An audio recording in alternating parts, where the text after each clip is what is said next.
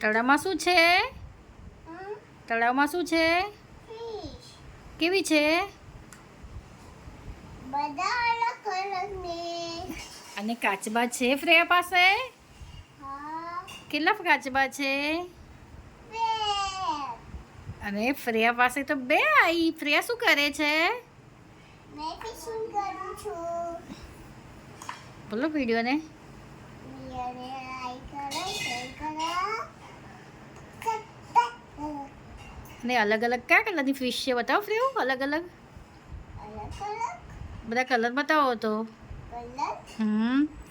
કાચબા ક્યાં છે બતાવો તો કાચબા. આર્યા. કયા કલરના છે કાચબા?